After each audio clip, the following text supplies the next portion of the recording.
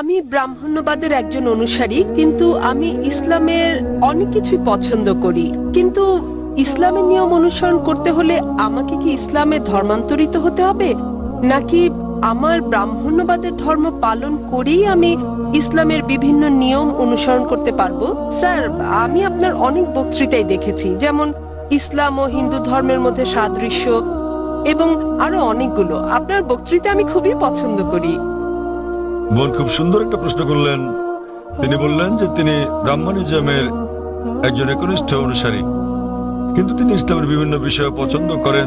তার প্রশ্ন হচ্ছে যে তিনি কি ইসলামের এই সব বিষয় অনুসরণ করতে পারেন এবং একই সাথে তারা ব্রাহ্মণিজম চর্চা করতে পারেন। তিনি আমার অনেক লেকচার দেখেছেন এবং অনেকটা পছন্দ করেন।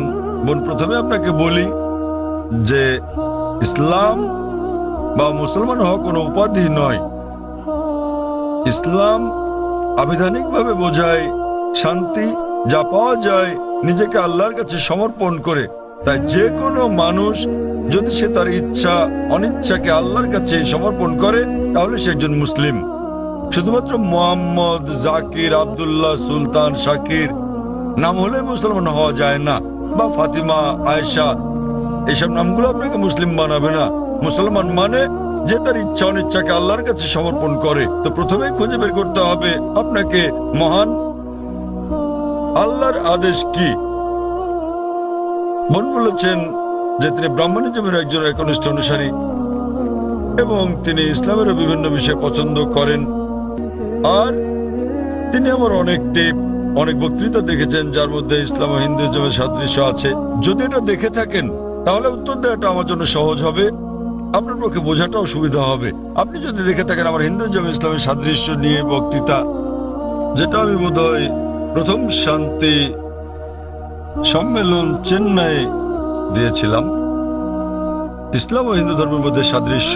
বোন, আপনি যদি ভেবে দেখেন, এমনকি যদি হিন্দু ধর্মের বইগুলো পড়ে থাকেন, হিন্দু ধর্মগ্রন্থগুলো বলে যে নিজের ইচ্ছাকে ঈশ্বরের কাছে সমর্পণ করবেন।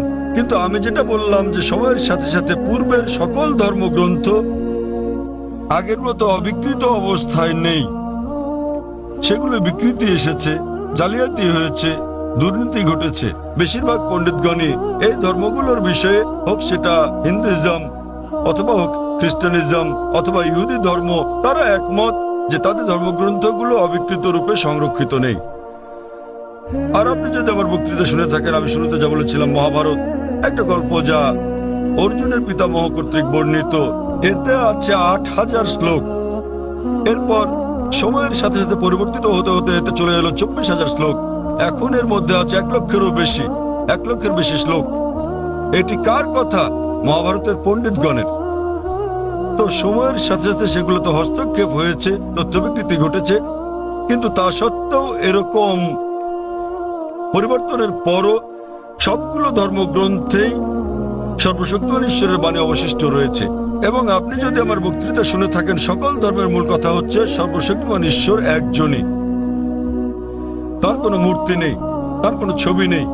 সবগুলো ধর্মই বলে থাকে ঈশ্বর একজনই। আপনি হয়তো শুনেছেন আমার লেকচারে, আমি বলেছিলাম বিভিন্ন জায়গায়, যেমন ছান্দোক্য উপনিষদে অধ্যায় নম্বর ৬ অনুচ্ছেদ নম্বর ২ শ্লোক ১, মহান ঈশ্বর এক, অদ্বিতীয়।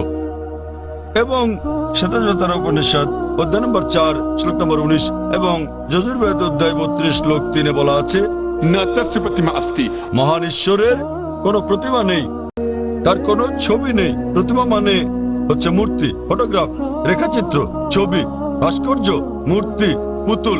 তাই ঈশ্বরের কোনো প্রতিমূর্তি নেই, কোনো ফটোগ্রাফ নেই, কোনো রেখাচিত্র নেই, কোনো ছবি নেই, কোনো ভাস্কর্য নেই, কোনো মূর্তি নেই, কোনো পুতুল নেই। তাই সকল ধর্মগ্রন্থই জোর দেয় সর্বশক্তিমান ঈশ্বরের একত্বের উপর। আর হিন্দু ধর্মের ব্রহ্মসূত্রটি হচ্ছে एकम ब्रह्म द्योतय नास्ते नैना नास्ते किंचन। भगवान एक ही है, दूसरा नहीं है, नहीं है, नहीं है, जरा भी नहीं है। ঈশ্বর একজনই, দ্বিতীয় কেউ নেই, কেউ নেই, কেউ নেই, কোথাও কেউ নেই।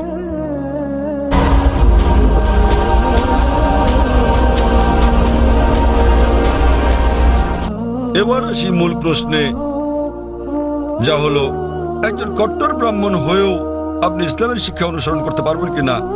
বোন, একজন সাধারণ ব্রাহ্মণের পক্ষে মুসলিম হওয়ার চেষ্টা করাটা কঠিন। কিন্তু যদি কঠোর ব্রাহ্মণ হয়ে থাকেন, বেদকে কঠোরভাবে মেনে চলেন, তাহলে আপনার ইচ্ছা অনিচ্ছা ঈশ্বরের কাছে সমর্পণ করতে হবে। আপনি যদি সাধারণ ব্রাহ্মণ হয়ে থাকেন যে কিছু নিয়ম মানেন আবার কিছু মানেন না, তাহলে আপনার পক্ষে ঈশ্বরের কাছে নিজের ইচ্ছাকে সমর্পণ করা কঠিন হবে। কিন্তু যদি কঠোর ব্রাহ্মণ হয়ে থাকেন, বেদকে কঠোরভাবে মেনে চলেন, তাহলে আগে আমি যা বলেছি আপনাকে মানতেই হবে। 3টি পংক্তি আমি বলেছি যে আপনাকে এক ঈশ্বরে বিশ্বাস করতে হবে, আপনি মূর্তি পূজা করতে পারবেন না। আপনাকে বিশ্বাস করতে হবে যে ঈশ্বর এক, তার কোনো প্রতিচ্ছবি নেই, কোনো ফটোগ্রাফ নেই, কোনো মূর্তি নেই। এবং যদি আপনার ধর্মগ্রন্থগুলো পড়ে থাকেন, সেগুলোতে সর্বশেষ এবং চূড়ান্ত নবী মোহাম্মদ সাল্লাল্লাহু সাল্লামের আগমনের কথা উল্লেখ করা হয়েছে। আর আপনি যদি আমার বক্তৃতা ইসলাম ও হিন্দু ধর্মের মধ্যে সাদৃশ্য আর হিন্দু ধর্মে মোহাম্মদ সাল্লাল্লাহু সাল্লাম এই দুটো দেখে থাকেন, আমি বিস্তারিত আলোচনা করেছি যে নবী মোহাম্মদ সাল্লাল্লাহু সাল্লামের কথা আপনাদের ধর্মগ্রন্থে আছে। তাই যদি আপনি খারাপ ব্রাহ্মণ হয়ে থাকেন, তাহলে আপনার এটা বিশ্বাস না করার কোনো সুযোগ নেই যে ঈশ্বর এক, তার কোনো চিত্র নেই, কোনো মূর্তি নেই। এবং আপনাকে এটা বিশ্বাস করতে হবে যে মহান ঈশ্বরের সর্বশেষ দূত, সর্বশেষ বার্তাবাহক কল্কি অবতার হচ্ছেন নবী মোহাম্মদ সাল্লাল্লাহু সাল্লাম। কিন্তু যখন আপনার ধর্মগ্রন্থ বলে যে আপনাকে কল্কি অবতার চূড়ান্ত দূতকে অনুসরণ করতে হবে, তো যখন আপনি এই দূত নবী মোহাম্মদ সাল্লাল্লাহু আলাইহি ওয়াসাল্লামের বাণীগুলো পড়বেন, তখন আপনি দেখবেন যে এই কথাগুলো আপনার ধর্মগ্রন্থগুলোতে যা লেখা আছে তার সাথে মিলে যাচ্ছে। আবার একই সাথে দেখবেন এটা আপনার ধর্মগ্রন্থের অনেক কথার বিরুদ্ধে যাচ্ছে। তো এখন আমরা মনে করি যে কোরআন সর্বশক্তিমান আল্লাহর শেষ ও চূড়ান্ত নির্দেশনা, যা নাজিল করা হয়েছিল সর্বশেষ ও চূড়ান্ত নবী মোহাম্মদ সাল্লাল্লাহু আলাইহি সাল্লামের উপরে। এই কোরআন হলো ফোরকান, এটা হলো ন্যায় এবং অন্যায়ের পার্থক্যকারী। তাই কোরআনের সাথে যা যা মিলে যায়, সেটা যদি বাইবেলে উল্লেখ থাকে অথবা থাকে বেদে অথবা মহাভারতে অথবা রামায়ণে, নিশ্চিতভাবে আপনি ধরে নিতে পারেন যে তা হয়েছে সর্বশক্তিমান ঈশ্বরের ইচ্ছা ও আদেশ অনুসারে। যদি সেটা বিরুদ্ধে যায়, আপনাকে মানতে হবে যে এটা হচ্ছে সর্বশক্তিমান ঈশ্বরের ইচ্ছা ও আদেশের বিপরীত। তাই আপনি যদি একনিষ্ঠ ব্রাহ্মণ হন, ব্রাহ্মণিজম চর্চা করে থাকেন, আপনাকে এক ঈশ্বরে বিশ্বাস করতে হবে, মূর্তি পূজার বিরোধিতা করতে হবে। আর আপনি যদি আমার সেই বক্তৃতা ইসলাম ও হিন্দু ধর্মের সাদৃশ্য শুনে থাকেন, সেখানে যা বলা হয়েছে, আপনি যদি কমপক্ষে ইনশাআল্লাহ এগুলো আপনাকে জান্নাতে নেওয়ার জন্য যথেষ্ট হবে ইনশাআল্লাহ। তাই আপনি যদি আমার বক্তৃতা ইসলাম ও হিন্দু ধর্মের মধ্যে সাদৃশ্য শুনে থাকেন, সর্বশক্তিমান ঈশ্বরের একত্ববাদ সম্বন্ধে, নবী মুহাম্মদ সাল্লাল্লাহু আলাইহি সাল্লাম সম্বন্ধে, কিভাবে সালাত আদায় করা যায়, মদ খাওয়া যাবে না, শুকরের মাংস খাওয়া যাবে না, যা কোরআনের সাথে সাথে আপনাদের ধর্মগ্রন্থ বলা আছে। আপনাদের বেদে শালীনতার বিষয়ে বলা আছে যে মহিলাদের নিজেদের আবৃত রাখা উচিত, যা কোরআনেও বলা আছে। তাই আমার সেই বক্তৃতায় যা যা আমি বলেছি, আরো অনেক বিষয় আছে, কিন্তু আপনি যদি শুধু এই বিষয়গুলো ভালোভাবে অনুসরণ করেন বোন, ইনশাল্লাহ ইনশাল্লাহ এগুলো আপনাকে এই পরীক্ষায় পাশ করিয়ে দেওয়ার জন্য যথেষ্ট। আপনি চাইলে আরো অনেক কিছু অনুসরণ করতে পারেন, কিন্তু কমপক্ষে এই বিষয়গুলো, এই প্রধান বিষয়গুলো যা আমি উল্লেখ করেছি, কিন্তু আপনার ধর্মগ্রন্থে যা বিতর্কিত, আপনার তা অনুসরণ করা উচিত নয়। কারণ আপনাদের পণ্ডিতগণই বলেন যে এটা সময়ের আবর্তনে পরিবর্তিত হয়ে গেছে। আমাদের বুঝতে হবে যে এই বিষয়গুলো হচ্ছে তথ্য বিকৃতি, হস্তক্ষেপিত, সত্যের অতিরঞ্জন। তাই মিলগুলো শুধু অনুসরণ করেন, ইনশাল্লাহ ইনশাল্লাহ আপনি একজন ভালো ব্রাহ্মণ হতে পারবেন। আপনি নিজ ধর্মগ্রন্থের অনুশাসন মেনে চলেন, যা ফুরকান এবং কোরআনের সাথে মিলে যায়, এবং ইনশাল্লাহ একজন নিয়মনিষ্ঠ মুসলমানও হতে পারেন। তো আশা করি ইনশাল্লাহ যে সর্বশক্তিমান আল্লাহ আপনাকে হৃদায়ত দান করুন। বোন, আপনি কি বিশ্বাস করেন ইসলাম ও হিন্দু ধর্মের সাদৃশ্য নিয়ে আমি আলোচনায় যে কথাগুলো বলেছিলাম? হ্যাঁ স্যার, পুরোপুরি। বোন, আমার লেকচারের কথাগুলোর সঙ্গে আপনি একমত? জি স্যার। আপনি কি নিয়মগুলো মানতে রাজি আছেন? হ্যাঁ হ্যাঁ, রাজি আছি। তাহলে আপনি যেহেতু এগুলো মানতে রাজি আছেন, আমি যা বলেছি, সুতরাং আপনি প্রকৃতই নিজের ইচ্ছা অনিচ্ছাকে আল্লাহর কাছে সমর্পণ করলেন। আরবিতে আপনি বলতে পারেন মুসলমান, বাংলায় বলতে পারেন আল্লাহর কাছে নিজের ইচ্ছাকে সমর্পণকারী। তো যদি একমত হন যে ধর্মগ্রন্থগুলোতে বলা আছে এক ঈশ্বরের উপাসনা করতে হবে, তিনি ছাড়া আর উপাস্য নেই, মূর্তি পূজা করা অন্যায়, আপনি যদি সর্বশেষ ও চূড়ান্ত নবী কল্কি অবতার মুহাম্মদ সাল্লাল্লাহু আলাইহি সাল্লাম এবং তার শিক্ষার উপর বিশ্বাস রাখেন, তাহলে আমার মতে, আমি যদি আরবিতে বলি, আমাকে বলতে হবে যে আপনি ইসলাম ধর্ম পালন করছেন এবং আপনি একজন মুসলিম। বোন, আপনি কি একমত আছেন? জি স্যার, একমত। তাহলে আপনি কি জনসমক্ষে বলতে পারবেন যে আরবি নিয়মে আপনি একজন মুসলিম? বোন, আপনি কি আরবি নিয়মে ঘোষণা দিতে পারবেন এটা? যেহেতু আপনি মেনে নিয়েছেন একজন ঈশ্বর এবং নবী মোহাম্মদ সাল্লাল্লাহু আলাইহি সাল্লাম সর্বশেষ চূড়ান্ত নবী, তো আপনি কি ঘোষণা দিতে পারবেন যে আপনি একজন মুসলিম?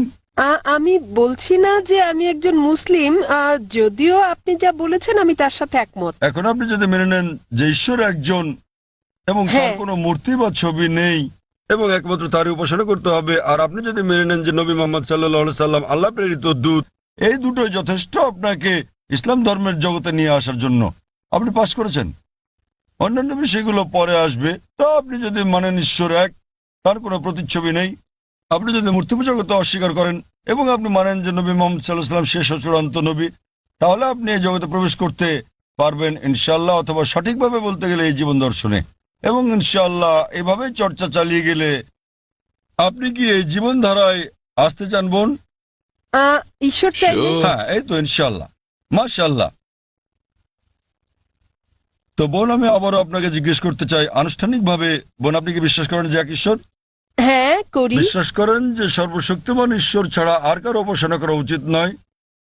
হ্যাঁ হ্যাঁ। আপনি কি একমত যে মূর্তি পূজা ঠিক নয়? পুরোপুরি না হলেও কিছুটা একমত। না, দেখলেন তো, পুরোপুরি না কিছুটা, এটাই বলতে পারছেন না। আপনি এটা বলতে পারেন না যে কেকটা খেতে চাই, পেতে চাই। মূর্তি পূজা করা সঠিক নয়, নতুবা সঠিক। এর মানে ঈশ্বরের কাছে প্রার্থনার জন্য আপনার মূর্তি পূজার সাহায্য নিতে হবে না, কোনো মূর্তি পূজা করতে হবে না। আপনি কি মানেন যে ঈশ্বরের কোনো প্রতিরূপ নেই? হ্যাঁ। আচ্ছা, আপনি মানেন, এর মানে আপনি বলছেন ঈশ্বরের কোনো প্রতিমূর্তি নেই? হ্যাঁ। ঠিক আছে। আপনি কি মানেন যে নবী মোহাম্মদ সাল্লাল্লাহু আলাইহি সাল্লাম সর্বশেষ চূড়ান্ত নবী? আমি আসলে এইটুকু পর্যন্ত ভালো করে জানি না, কিন্তু অন্যগুলো আপনি যা বলেছেন আমি মানছি, কিন্তু আমি আসলেই সর্বশেষ বিষয়গুলো জানি না। আপনি কি মানেন যে তিনি আল্লাহ প্রেরিত দূত? হ্যাঁ মানি। আপনি মানেন তিনি আল্লাহর দূত? হ্যাঁ। চমৎকার, চর্চাটাই আসল। একজন নির্ভেজাল মুসলিম হওয়া সহজ কথা নয়, আমরাও চেষ্টা করছি। তো বোন, আমি যদি বলি আপনি কি আমার সাথে কালিমায়ে শাহাদা পাঠ করবেন? আপনি কি শাহাদাত পাঠ করবেন, যা আসলে আরবিতে একটা ঘোষণা, ওই একই কথা যা আমি বলেছি যে আল্লাহ ছাড়া কোনো প্রভু নেই আর নবী মোহাম্মদ সাল্লাল্লাহু আলাইহি সাল্লাম তার দূত? আরবিতে এটা বলতে চান?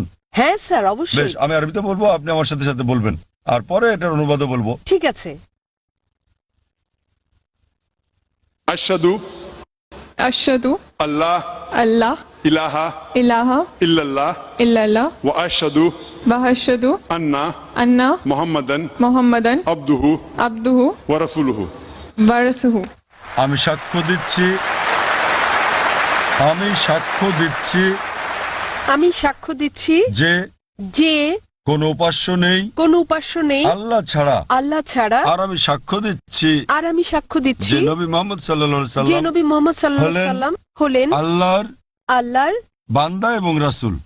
বান্দা এবং রাসূল। মাশাআল্লাহ বোন, ধন্যবাদ। এখন আপনি একজন মুসলিম এবং আমি প্রার্থনা করছি যেন আল্লাহ সুবহানাহু ওয়া তাআলা আপনাকে পথ প্রদর্শন করেন। আর আমি চাই যে ইনশাআল্লাহ সকল ভাই বোনেরা যখনই কেউ ইসলাম গ্রহণ করবেন, আপনারা তাকে জ্ঞানের দিক থেকে সাহায্য করবেন, এভাবে আপনারা সমাজসেবা করতে পারেন। বোন, আপনার কাছে একটা অনুরোধ আমার, যে ইনশাআল্লাহ আপনি কোরআন অনুবাদ সহ পড়বেন, এমনকি যদি আগেও পড়ে থাকেন তবুও, এবং নির্দেশনাগুলো মেনে চলবেন, এবং ইনশাআল্লাহ আপনি তখন আল্লাহর কাছে নিজের ইচ্ছা সমর্পণকারী একজন নিষ্ঠাবান মানুষ হতে পারবেন। আর আমাদের জন্য দোয়া করবেন বোন।